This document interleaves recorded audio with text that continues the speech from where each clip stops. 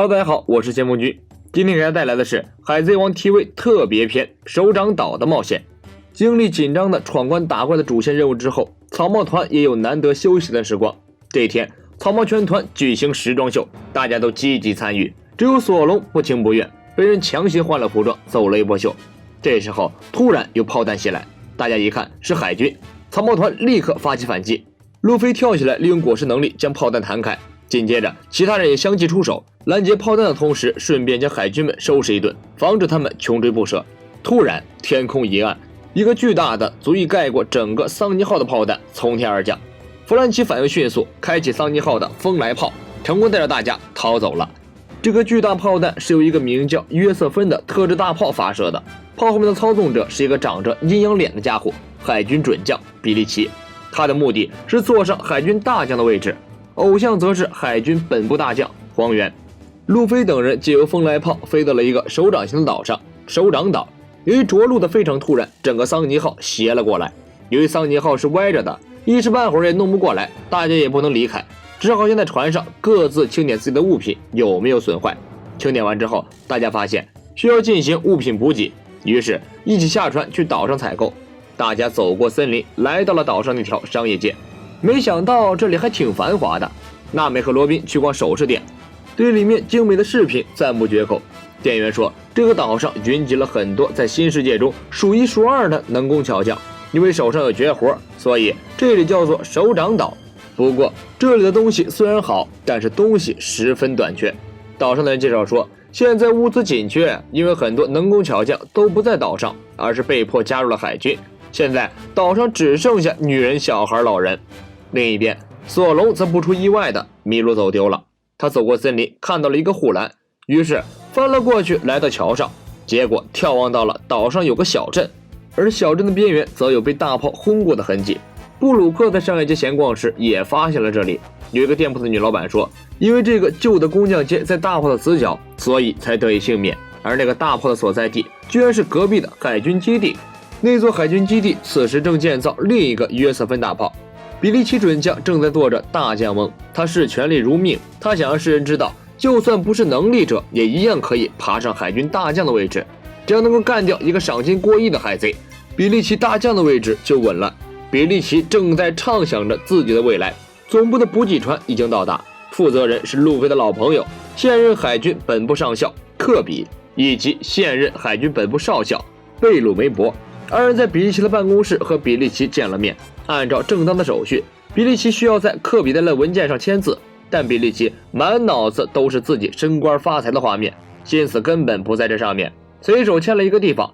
科比告诉他，签名的地方是错误的，需要重新签字。比利奇当场就想翻脸，这一点错误算什么呀？科比告诉他，必须按照规定来。比利奇沉着脸重新签了字。等到科比和贝鲁梅伯走出房间后，他气得大骂，他算老几？区一个海军上校而已，老子可是准将，是这个基地的王，居然敢违抗自己的命令，杀了他算了。比利奇自言自语的话被门外的科比利用见闻色霸气听得一清二楚，看来此人野心极大，有必要彻查一下这个海军基地。其实科比和贝鲁梅伯此行的真正目的是一份关于比利奇的监察命令书，对比利奇违法乱纪的行为收集证据，然后提交到海军总部处理。路飞和索隆一样，也和大家走散了。他来到一个摊位前，肚子不知不觉饿了，看见摊位上摆着许多水果，路飞情不自禁拿起来就吃，结果发现味道有点不对，特别难吃。这时身后突然出现了一个高大的老者，他看见路飞偷吃自己的东西，不仅没有生气，还很高兴。这是岛上的雕蜡工匠杰高，这些蜡像就是出自他的手。路飞能偷吃，说明蜡像十分逼真。杰高带路飞走进自己家，想招待路飞食物，结果发现房子被毁了。他本以为是被大炮轰的，转头一看，竟然是被一个船给撞毁的，而那个船正是桑尼号。路飞赶忙向杰高道歉，杰高很喜欢路飞直爽的性格，并没有和他计较损失。他看到路飞头上的草帽，猜到路飞和红发的关系不一般，于是邀请路飞参观了自己的作品，藏在地下室的蜡像群。路飞随高杰来到地下室，大吃一惊，这里都是杰高遇到过的海贼，而且几乎都是赫赫有名的大人物。海贼王罗杰的副船长冥王雷利，四皇白胡子、霍泉爱四、四皇红发，每一个画像都栩栩如生，就如真人站在面前一样。杰高特别提到红发，红发的性格很直爽，杰高很喜欢他。路飞看着红发逼真的蜡像，不免有些激动，想起来小时候自己和红发的故事。杰高说他很喜欢那些追求自由的海贼，自己将那些自由并且留名于世的海贼再现并且保留了下来，这就是他的工作。这时乌索普和乔巴也找到了地下室，见观众多了，杰高又向他们展示了另一项绝技，将一些特殊树皮提炼的油按照比例调和，里面的东西会迅速膨胀，像海胆的尖刺一样突然爆发，刺破天花板。杰高介绍说自己的雕蜡技术不仅局限于制作仿制品，还能制造如钢铁般坚硬的贵重材料，只是不抗热。乌索普在地上发现了小小的白胡子人偶，杰高说这是他儿子赫吉斯小时候做的，虽然有点变形，但是却十分坚硬，别看外表粗糙，但却是一个优秀的作品。杰高很为自己的儿子感到自豪。不过现在他的儿子已经不和他在一起了，赫吉斯加入了海军，目前在隔壁的海军基地里。让杰高想不到的是，此时的赫吉斯因为顶撞比利奇被关进了监狱。比利奇去监狱探视赫吉斯，告诉他只要道歉就可以放他出去，但赫吉斯脾气更直，坚决不肯给比利奇道歉。他认为比利奇胡乱向首长岛开炮，这个做法是错误的，不管多少次他都要这样说。比利奇大怒，没想到一个小小的海兵居然敢反抗自己，他下令对赫吉斯行刑，将他连同关押他的笼子一起沉进海里，再捞起来，如此反复。比利奇的这些暴行被潜入的科比看得清清楚楚，但现在还不能处理比利奇。科比准备前往首长岛，向那里的百姓了解比利奇的暴行，以便收集更多的证据，将比利奇依法处置。杰高告诉路飞他们，首长岛原本是四皇白胡子的地盘，因为有白胡子的保护，岛上的工匠们才能尽情的磨练技术，制造出优秀的作品。后来白胡子战死，很多海贼都想占领这里，首长岛陷入很长时间的战乱，直到海军出面，在首长岛附近建立海军基地，才平息了战乱，恢复和平。但是新的司令官比利奇来了之后，一切都变了。比利奇以保护小岛为名义，要制造大炮，招募岛上的能工巧匠。大多数人相信了比利奇的话，积极的报名参加，投身于保护小岛的事业中。杰高的儿子赫吉斯也是这时候自愿加入海军的。杰高本来想阻止他，但是赫吉斯并没有听杰高的劝阻。1年后，比利奇的约瑟芬大炮终于建造完毕。他告诉众人要测试大炮的威力，直接将炮口对准了小岛，将海岸的小镇炸毁。比利奇告诉岛上的居民，这是为了消灭危险分子而开炮的，为了和平，牺牲在所难免。这时候，岛上的居民才发现自己被骗了。现在人们都在担惊受怕，害怕炮弹什么时候再次起来，而海军基地的能工巧匠们也很痛苦，他们在岛上的家人就像是人质一样，随时随地都会被杀。说着说着，杰高坐不住了，他准备潜入海军基地，看看自己的儿子赫吉斯，将儿子制作的白胡子小人偶交给他。一个人倾注心血制作出来的东西，寄宿着作者本人不曾发觉的力量。杰高认为，如果赫吉斯看到这个，也许会找回自我。但是杰高老了，身体不好，潜入海军基地的难度太大了。这时路飞自告奋勇提出来，带他去将人偶交给赫吉斯。晚上，路飞回到船上，和伙伴们说出了自己的想法。船长的角色谁也改变不了，娜美不想让路飞一个人去，于是决定抽签，最终是山治和乌索普一起跟着路飞前去海军基地。3人驾驶小船向海军基地进发，结果路上碰见了正在向首长岛赶来的科比一行人。乌索普看到海军军舰后，立刻掉头逃跑。科比来到首长岛上视察，但是居民们看到海军都没什么好印象。科比找到了杰高家里，想和杰高谈谈他儿子赫吉斯的事情。杰高将科比请进了自己已经只剩下一道墙的房子里。科比很吃惊，难道这也是海军的大炮导致的？此时草帽团的桑尼号已经离开了。杰高说这是和草帽一伙奇妙的缘分。提到路飞，科比来了精神，没想到他居然也在这里。杰高很惊讶，这位海军上校竟然和路飞是老相识。于是科比讲述了自己的故事，此处省略1万字。杰高听完这个故事，感动得热泪盈眶。他以为海军里都是那些表面正义的虚伪之人，没想到还有如此率真的海军。科比问杰高为什么儿子会加入海军，杰高告诉科比，自己本想将儿子培养成刁蜡工匠，没想到他非要加入海军。一想到儿子会打着正义的旗号变得目中无人，杰高就懊悔不已。科比告诉杰高，现在赫吉斯正被关在监牢里接受酷刑。另一边，路飞三人开着小船来到了海军基地门口，路飞直接和守卫报了名字，直言要见赫吉斯。海军望远镜一看，居然是那个悬赏金过亿的悬赏犯草帽路飞，二话不说直接开枪。乌索普反应很快，开船就跑。三人绕到另一面墙，路飞直接翻到了海军基地的墙上，山治紧随其后。海军基地响起警报，海军们倾巢而出，围剿路飞等人。路飞和山治在海军基地里跑来跑去，终于找到了关押赫吉斯的地方。路飞将白胡子人偶交给赫吉斯，转身要走。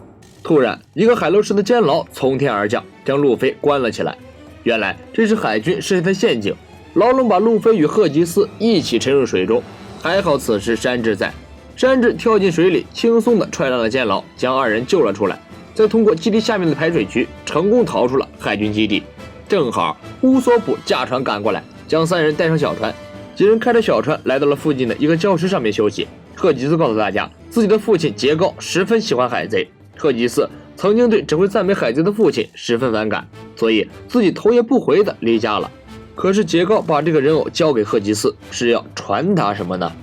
赫吉斯想起来父亲曾经和他说过的话，如果他是为了这座岛而选择自己的出路，并贯彻自己的信念，自己就满足了。